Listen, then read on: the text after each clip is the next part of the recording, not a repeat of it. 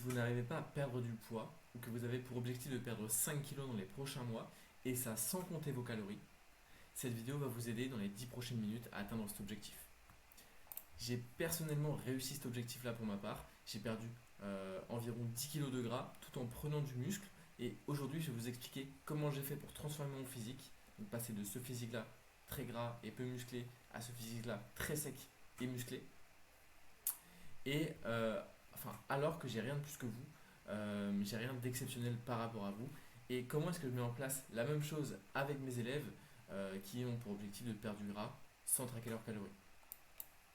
Alors juste pour une petite présentation rapide, moi je m'appelle Evan, je suis coach sportif depuis 20 ans, je coach depuis 2020 pardon. Je coach actuellement une cinquantaine de personnes à perdre du gras et à prendre du muscle. J'ai coaché plus de 250 personnes depuis mes débuts et je suis également créateur de contenu autour de la musculation. J'ai un compte qui s'appelle Evan Coach qui est suivi par plus de 130 000 personnes et sur lequel je partage des tips au niveau de la musculation, de l'alimentation pour améliorer la pratique de chaque personne pour qu'il puisse être plus à l'aise, plus autonome à la salle, qu'il puisse perdre du gras ou prendre du muscle. Au niveau des personnes que j'accompagne tout type de personnes, de tout âge, tout profil. Je m'adapte vraiment à chaque personne que j'ai en face de moi pour la faire progresser. Et au niveau des objectifs du coup de chaque personne, c'est principalement des gens qui veulent perdre du gras et prendre du muscle. Ici, on a Ando qui a fait une très très bonne recomposition corporelle. Il est au même point entre les deux photos, mais il a pris du muscle et il a perdu du gras. On a pareil ici avec Teddy. Il est au même point entre les deux photos, mais il a perdu du gras et il a pris du muscle. Et sinon, ici, on va avoir deux élèves à moi que j'ai accompagnés. Ici, elle a perdu 4-5 kilos en 4 mois de coaching. Ici, on a Camille qui a perdu 3 kilos en 2 mois de coaching. Et c'est que les débuts. Donc, peu importe votre objectif de perdre du gras ou de prendre du muscle, j'accompagne les personnes qui veulent se faire accompagner sur cette partie-là. Aujourd'hui, du coup, on va voir comment perdre du gras sans forcément traquer ses calories. Et la base déjà, pour perdre du gras, pour rappel, c'est que vous devez créer un déficit calorique. Vous devez donner moins d'énergie à votre corps que ce qu'il a besoin. Je ne vais pas l'expliquer plus en détail que ça, je pense que beaucoup de personnes connaissent ce qu'est le déficit calorique. Je le résume à cette phrase-là, mais vous devez juste donner moins d'énergie à votre corps, moins de calories que ce qu'il a besoin pour vivre, pour fonctionner. Et si aujourd'hui, vous n'arrivez pas à perdre ou que vous n'arrivez plus à perdre du poids, c'est que vous n'avez pas réussi ou que vous ne réussissez plus à créer un déficit. Et je vous rassure, c'est pas grave, car vous êtes ici pour y remédier. Pour beaucoup de personnes, compter ses calories, c'est se tirer une balle dans le pied. Tout simplement parce que vous vous rajoutez des contraintes inutiles à votre quotidien. Ça transforme votre alimentation en une tâche mathématique au lieu d'un moment de plaisir ou besoin naturel. Vous perdez le plaisir et vous êtes obsédé par les chiffres et vous pensez à tous les calories que certains aliments ont et souvent c'est des aliments que vous avez envie de manger. Compter ses calories, ça prend du temps et de l'énergie mentale. On a tous une tonne de choses à faire au quotidien. On a un travail, une famille, des enfants, notre sport à faire. On a plein de choses. Et peser, noter, scanner, chercher les valeurs de chaque aliment, au bout d'un moment, ça devient épuisant. Surtout aussi, beaucoup de personnes ne savent pas comment bien le faire. Ils le font, mais mal. Leur, ils comptent mal leurs calories. Ils mangent en réalité plus de calories que ce qu'ils pensent. Et ce qui font qu'ils n'ont pas de résultat en traquant leurs calories. Et au final, ils se retrouvent à manger plus que ce qu'ils ne mangeraient normalement sans compter leurs calories. Et du coup, les erreurs de calcul sont fréquentes. Les bases de données sont déjà il y a beaucoup d'erreurs dans les bases de données. Elles sont très approximatives et beaucoup d'aliments sont mal renseignés en termes de protéines, glucides, lipides ou calories. Et cela vous déconnecte également de vos sensations alimentaires. Vous mangez selon les chiffres, pas selon votre faim réelle.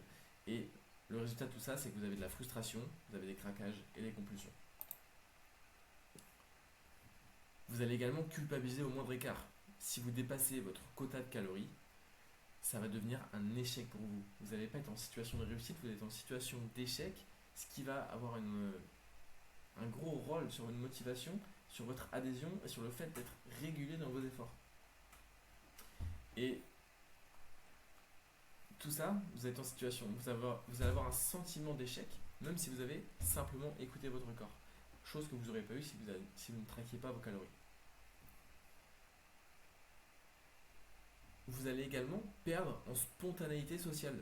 Ça va être difficile de manger au restaurant, d'aller chez les amis, d'aller en voyage, en week-end, si vous devez tout calculer. Et du coup, ça va jouer sur votre adhésion également. Vous allez devoir estimer, ça va vous embêter plus qu'autre chose. Vous allez faire des estimations qui sont totalement faussées. Et vous n'allez pas adhérer à la méthode, vous n'allez pas adhérer au process, ce qui peut faire que vous n'allez pas perdre de poids.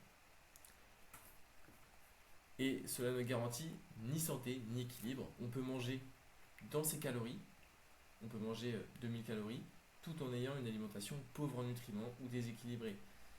Ça n'améliore pas forcément nos choix alimentaires. On ne fait pas forcément de meilleurs choix alimentaires, on n'a pas forcément une meilleure nutrition, on a peut-être juste moins de calories que ce qu'on avait l'habitude de faire, mais elle n'est toujours pas plus équilibrée et on peut toujours avoir beaucoup de carences et pas forcément une meilleure santé. Compter ses calories, ça ne veut pas du tout dire qu'on va être en meilleure santé. Vous devez plutôt chercher à faire des choses simples, à mettre en place des actions simples que vous allez pouvoir mettre en place directement après cette vidéo. Et vous n'êtes pas obligé du coup de savoir précisément combien de calories vous mangez pour créer un déficit. Vous devez surtout vous concentrer à améliorer vos choix et vos habitudes alimentaires avant même de vous concentrer sur les quantités. Vous arriverez à tenir beaucoup plus facilement sur du long terme. Cherchez toujours quelque chose que vous aimez faire. Cherchez quelque chose que vous allez pouvoir tenir sur du long terme. Des habitudes que vous allez pouvoir mettre en place et les tenir sur plusieurs semaines, plusieurs mois, voire même plusieurs années. Car c'est la consistance et la régularité qui vous donnera des résultats. Et si traquer vos calories, vous n'aimez pas ça, eh bien, vous n'allez pas le faire sur du long terme, vous n'allez pas aimer le process et vous allez vous dire foutu pour foutu, j'arrête tout, je lâche. Et c'est pas du tout l'objectif. Mieux vaut une stratégie qui est moins précise que vous allez pouvoir tenir très longtemps. Du coup, je vais vous donner le plan d'action concret que je mets en place, que j'ai mis en place pour moi, pour avoir mon avant-après, que je mets en place également avec mes élèves. Et d'ailleurs, si vous êtes intéressé pour devenir plus à l'aise, plus autonome à la salle, tout en perdant du gras ou en prenant du muscle, eh bien vous pouvez cliquer sur le lien dans ma bio pour réserver un appel avec moi sur mon agenda. Au niveau du plan d'action, du coup, c'est le plan d'action concret que vous allez devoir mettre en place dès la fin de l'appel, dès aujourd'hui, dès le prochain repas que tu vas faire, dès demain, pour commencer à essayer de créer ce déficit calorique sans réellement compter tes calories. Donc déjà au niveau de la structure de ton repas, essaye de le structurer de cette manière. 50% de légumes, 25% de féculents, 25% de protéines. Au niveau des légumes, 50% ça fait à peu près 2 points. Tu fermes ton point, c'est à peu près 2 fois le point. 25% du coup ça fait 1 point et 25% ça fait 1 point de protéines, 1 point de féculents et 2 points de légumes. Tu structures ton repas comme ça va te permettre d'avoir beaucoup de légumes sur ton repas, les légumes qui sont très très peu caloriques, qui vont te permettre d'optimiser ta satiété. Et donc la satiété, c'est quand tu as plus faim après avoir mangé, donc ta satiété va arriver plus vite, et surtout tu vas rester rassasié plus longtemps. Être rassasié, c'est le temps durant lequel tu n'as plus faim après avoir mangé. Et tu vas rester rassasié beaucoup plus longtemps et tu vas arriver à satiété beaucoup plus rapidement, car c'est très très riche en fibres, et donc les fibres ça ralentit ta digestion. Donc consomme un maximum de légumes, en plus de ça c'est bon pour ta santé, c'est ultra riche en micronutriments, ça va éviter d'avoir des carences, tu auras une meilleure énergie, tu seras plus productif au sport, plus productif lors de tes séances, plus productif, moins malade, et tu auras tendance à avoir beaucoup plus d'énergie pour tout simplement t'activer. Si jamais tu as faim encore après ça, moi je t'invite à consommer un produit laitier, fromage et yaourt, plus un fruit si besoin. Soit l'un des deux, soit les deux, c'est toi qui vois en fonction de ta faim, de tes envies. Je te recommande également d'avoir 2 à 4 portions de fruits et légumes par repas. Sur petit déjeuner et peut-être 16 heures si tu en prends un, pars plutôt sur 2 portions de fruits. Une portion c'est, une fois de plus, un point serré, c'est une portion. Essaye d'avoir entre 2 et 4 portions du coup de fruits et légumes par repas. Normalement, si tu suis 50-25-25 sur les repas midi et soir, tu as déjà tes 2 portions avec les légumes. Et sur petit déjeuner et 16h, essaye d'avoir 2 portions de fruits au minimum. Mais voilà, au minimum 2 à 4 portions de fruits et légumes, donc soit 2 portions de fruits, 2 portions de légumes, ou une portion de fruits et une portion de légumes au minimum par repas. Évite également les calories liquides, tout ce qui va être jus de fruits, soda, lait, alcool. Tout ça, ce sont des calories que vous allez boire et qui vont exploser votre total calorique très très rapidement et qui ne vont pas du tout optimiser votre satiété. Vous n'allez pas être rassasié, ça ne va pas vous caler de boire ces choses-là. Alors évitez de le boire ou faites-le occasionnellement. Fixez-vous également un objectif de dépense. Un nombre de pas par jour ou par semaine. Moi, je recommande au minimum 7000 pas par jour pour avoir tous les bénéfices de la marche sur la santé. Vous pouvez marcher plus, bien évidemment, vous aurez des bénéfices, mais à 7-8000 pas par jour, vous avez déjà la majeure partie des bénéfices. Et c'est quelque chose qui est faisable pour beaucoup de personnes. Donc, déjà, regardez combien de pas est-ce que vous faites actuellement. Regardez sur le téléphone la moyenne annuelle ou au mois. Et cherchez à augmenter, à vous fixer un objectif un petit peu au-dessus de ça. Je vous recommande de partir sur 7000, mais en soi ça peut être moins, ça peut être un peu plus, en fonction de combien de pas vous marchez déjà. Et plus vous allez vous dépenser, plus vous aurez de chances à créer un déficit calorique. Plus vous allez marcher, plus vous allez vous dépenser, plus vous aurez de chances de créer un déficit. Vous n'êtes pas obligé de jouer que sur la partie alimentaire pour créer un déficit, jouez également sur la partie dépenses. Plus vous allez vous dépenser, plus vous allez vous marcher, plus vous allez pouvoir perdre du gras. Donc fixez-vous un nombre de pas par jour ou par semaine. Généralement, je donne un nombre de pas par jour.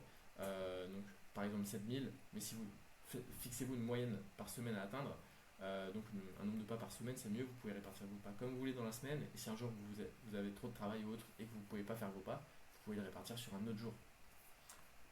Fixez-vous également un nombre de minutes de cardio par semaine si vous allez en salle, c'est quelque chose d'important.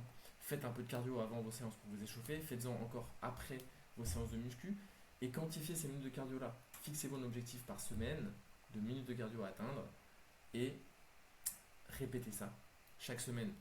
Fixez-vous également un nombre de séances de musculation par semaine. En termes de priorité, je vous invite à prioriser plutôt le nombre de pas en premier, ensuite le nombre de minutes de cardio en salle par semaine, et ensuite des nombres de musculation par semaine. Si vous avez moins le temps de vous entraîner, sautez peut-être plutôt une séance de muscu plutôt que du cardio ou des pas. Car simplement, sur une séance de musculation, vous vous dépensez très très peu. Alors priorisez les pas ou le cardio. Et si vous avez moins de temps, sautez une séance de muscu. Pesez-vous plusieurs fois par semaine et faites une moyenne de votre poids et augmentez la dépense s'il ne bouge pas après 1 à 2 semaines. Vous avez 7000 pas par jour, 30 minutes de cardio par semaine et 300 de muscu par semaine. Si votre poids ne bouge pas, essayez d'augmenter à 8500, 9000 pas. Essayez d'augmenter vos minutes de cardio. Jouez avec les variables pour essayer d'induire un déficit, une fois de plus, sans savoir combien de calories vous mangez exactement. Cependant, ne bâtissez pas totalement le tracking des calories. Faites-le de temps en temps, une journée par semaine ou un repas de temps en temps. Voyez ça comme un jeu et non comme une contrainte. Traquer de temps en temps peut vous permettre d'avoir de meilleurs repères visuels sur les calories et les protéines et de meilleurs repères visuels des quantités dans l'assiette. Et cela vous permettra d'avoir, je viens de le redire, mais ça vous permettra d'avoir de meilleurs repères visuels sur le volume alimentaire et les valeurs nutritionnelles des aliments. Donc ne le bannissez pas totalement. Acceptez également que ça va prendre du temps. C'est un process qui est long, qui demande du temps, et c'est comprendre que tout changement durable demande de la patience et pas des raccourcis. Ok. Changer ses habitudes alimentaires ne se fait pas en 3 jours. C'est une rééducation progressive de ses habitudes alimentaires. Sans tracking, il faut plus de recul pour évaluer ce qui fonctionne ou non. Donc si tu ne vois pas toujours évidemment les effets de tes choix lorsque tu ne traques pas tes calories, il faut donc un peu plus de temps pour observer, ajuster et corriger. Ça demande plus de temps pour prendre des décisions lorsque tu ne traques pas tes calories. Et c'est normal, parce qu'on n'a pas de données sur ce que tu fais. Et vouloir aller vite te pousse souvent à faire les mauvais choix. Régime express, restriction, culpabilité, qui au final te font perdre plus de temps et de bien-être qu'autre chose. Alors, si cette vidéo, elle t'a aidé, j'espère que c'est le cas. Mets en place tout ce que je viens de te dire dans cet appel, mets-le en place dès aujourd'hui, dès demain. Et si tu cherches actuellement à perdre du gras, à prendre du muscle ou à devenir plus à l'aise, plus autonome à la salle, je peux très clairement t'aider et on peut se faire un appel pour que l'on discute ensemble, toi et moi, de la stratégie que je mettrai en place avec toi pour t'aider. Et je te présenterai également comment je travaille dans mon accompagnement. Cet appel, il est gratuit, il n'engage à rien. Et, alors hop, j'essaie juste de sortir d'ici. Il est gratuit, il n'engage à rien. Et Mon objectif, c'est de te donner un maximum de conseils pour que tu puisses sortir avec un plan d'action de cet appel, de ce que tu pourrais mettre en place déjà pour avoir tes premiers résultats. Le lien, il est dans la bio de cette vidéo. C'est très très simple. Vous allez arriver sur cette page, vous sélectionnez le jour qui vous arrange avec le créneau qui vous arrange. Vous sélectionnez le créneau, vous rentrez vos informations, vous réservez et on se retrouvera du coup sur l'appel ce jour-là. Merci à vous de m'avoir écouté et je vous dis à très bientôt.